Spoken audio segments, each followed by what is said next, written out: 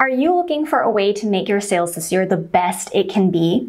Now that you've created your online shop and made your product line, the next step is to get your name out there so you can start to scale up your sales. If you take the time to plan now, in quarter 2 and 3, you could place yourself for liftoff status by the end of the year. How? The answer might surprise you. Hello, my name is May, and it is my passion to help other makers build and grow their handmade businesses online. In today's video, I want to talk about a particular marketing strategy that has been proven time and time again to launch and grow businesses, and that is with pitching or media outreach. I'm going to describe how pitching works, why you should do it now, steps for how to be successful, and then some tips and tricks I've learned along the way. Let's start off by defining what media outreach is. Media outreach is simply just straightforwardly marketing your product specifically to a particular person that can promote your business for you. Basically, you get more awareness around your product or service, which can lead to a ton of sales. And in this video, I want to help you focus on pitching your products to magazines for the holidays. People have been conditioned to holiday marketing in just a variety of forms, right? We expect our catalogs and magazines to be filled with gift ideas that help direct our buying trends for the year. And did you know that magazine editors start planning their holiday issues in the middle of summer? Larger print publications like those glossy magazines you see when you check out at the grocery store, they work on a 4 to 6 month lead time. That means they're gathering products they want to feature now for the holidays. When it comes to print media, while there is a much longer lead time, the impact can be much bigger and longer lasting than other types of media like online media or social media. It is proven that getting your products in a nationally distributed print magazine has a huge impact on the growth of a business, but it can also be an intimidating mountain to climb if you're just starting out or if you've never done this before. You may think that editors will come to you because you have an amazing product, right? Don't we all? But spoiler alert, they won't. And that's simply because there's just so much competition. There's so many products out there on the internet that it's become just so vast with so much content. It's like finding a needle in a haystack. So you need to find them and pitch your idea or product or story. That's where the magic gets made. To quickly share my own experience with you, there is just tremendous power in getting featured. I got my first 5-figure sales a month because I was able to nab a spot in a popular website called Daily Candy. Websites have shorter lead times of 1 to 3 months, so there's still time to pitch yourself for inclusion in holiday gift guides, even in the months before November. And I made my first $20,000 in sales month through being in a print magazine. And it was all for free. Like, I didn't have to pay advertising dollars. I just paid for the cost of making my products and postage to send them to the magazine editor for them to check out my product and take photos of them. Here's one major difference from media outreach to something like social media marketing. When people buy magazines, they tend to hold on to them, sometimes even for years at a time. Unlike social media, where your social media post gets buried and becomes irrelevant after a few hours, magazines have the staying power to help promote your shop for months and years to come from just one feature.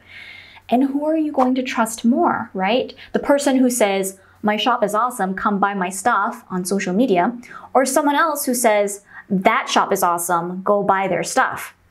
We always trust other people's recommendations more, and magazines hold that credibility and their opinions are trusted more, which ultimately leads to a greater conversion to sales and recognition for the long term, which is exactly the shot in the arm your business needs to get to that next level. When you've been in a magazine, you can put up graphics on your website to talk about that exposure to further establish credibility, which garners trust with your website visitors and makes them much more likely to buy. It really is this beautiful cycle. After using this strategy, I was able to see my jewelry business bring in $200,000 a year consistently. And this marketing strategy doesn't require your constant effort. I mean, if you did give it, it would be amazing, but you don't have to. I want that kind of success for all of you watching right now, so I'm here to break down the process and steps to be successful for you. What do your customers read? First of all, you need to know who is your customer. People are nuanced and don't necessarily fit into any stereotypical box. However, there are trends you can notice between your customer base that may help you find the best magazine to target. When someone favorites an item in your Etsy shop, check to see what other types of items they're marking as favorites as well, because this provides a better view of what your customers like, therefore helping you narrow down magazine choices. Have some of those other favorited items been featured in magazines or online websites before? Will those same sources work for your business? And if you're stuck, you can also ask your followers on social media, just ask them what magazines and blogs they read. When you're searching through print media, be sure to review all of the columns or sections where promotions happen so you know which of those sections suits your product best. For example, tons of women's magazines have shopping pages. Note to yourself how they sell the product and if that will work for you. Side note, business owners sometimes overlook a valuable printed resource, the trade magazine. Although the circulation may not be as wide as larger print media, these trade publications land directly in the hands of retailers who could sell your products and would be placing really large wholesale orders with you. Contact editors.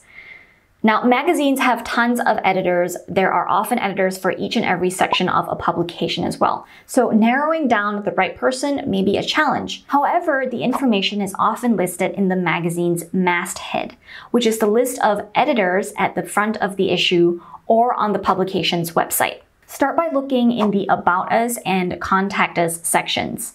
When in doubt, you could always simply call the magazine and ask. Sometimes the old school way works better. You may also want to do some basic research on the editors that you plan to pitch to. You could do this via Google or on social media if you can find them on there. You want to look for someone who writes the kind of story you would like to be mentioned in, or perhaps what the editor tends to pick for those shopping sections, so you can appeal to them in the best way possible. This will help you nurture a mutually beneficial and more engaging relationship with the editor, and they're much more likely to open your email and say yes to you. Now it's time to pitch. Each publication you identified in the last step should have its own personalized pitch. Just like you would update and edit a resume for any job you apply for, the same strategy applies to this situation.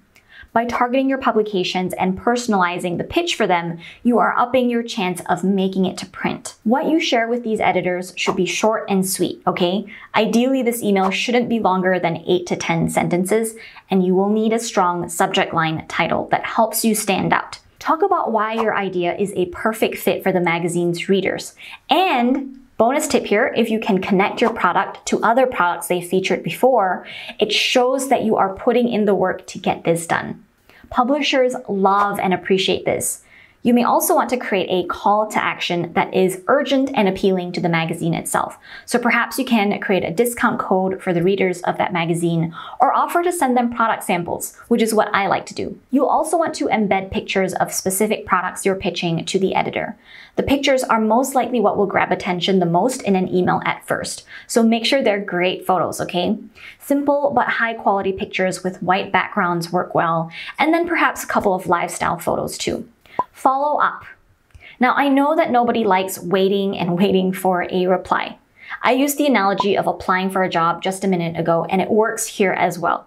Patience is a virtue, but persistence is key to success. Keep in mind these editors are bombarded with emails every single day. So many business owners assume that if they don't hear back immediately, it means that the editor isn't interested. But this is just not the case, okay? Do not get discouraged if you don't hear back right away. However, you don't want to sit on your heels and just simply wait it out either. Wait a week and send a follow-up if you don't hear back from them. And try not to take it personally if they don't respond even after a follow-up. They may just not have a spot for your product at this point, or are passing your information around to another editor who could potentially do a write-up for you. It doesn't hurt to reach out once more a few months later. Perhaps a new season or a new trend comes up and your product suits that story well. As you know, as a maker, persistence is one of the top skill sets you need to keep a business going. They called, or more likely emailed. So now what? In reality, magazine editors and online bloggers are always looking for new products and content to cover, so the deck is not stacked against you in this process, which is why I am suggesting it to you in the first place. I was able to find success in this strategy, as did most successful brands online, and I want you to have that as well. You may just get an email back thanking you and telling you that you've been selected for a certain month's issue. So exciting. Once the issue is published, if the publication is large enough and the readers are truly your ideal customers, then there is no reason you shouldn't see an increase in sales. But to further maximize your new exposure, share your feature on your social media profiles, take photos of your feature in the publication and put it on your own website, and email your subscribers about it. Tell everyone and shout it from the rooftops. While this process has you doing a lot of outreach in the beginning, because like with everything else in this business world, it's a numbers game. One magazine spot can lead to not just more sales, but many more other features in the future. That's what I call the domino effect with media outreach. I know it may be hard to start thinking about the holiday season at this time of the year, right? You may be juggling work and kids home for summer or dreaming of taking that vacation, but by spending some time right now focusing on your business's growth, I promise you, you won't regret it. Having your product featured in a magazine could mean the difference between a $1,000 sales month versus a $40,000 sales month. That is a huge impact. And I know that if you've made it to the end of this video, that is the kind of growth you are looking for. Are you planning anything else now for the holiday season? Comment below and let me know. While you're here, go ahead and hit the like and subscribe buttons to keep up to date with all of my other videos and what I post next. And stay on to watch this next video on the screen for more handmade business tips.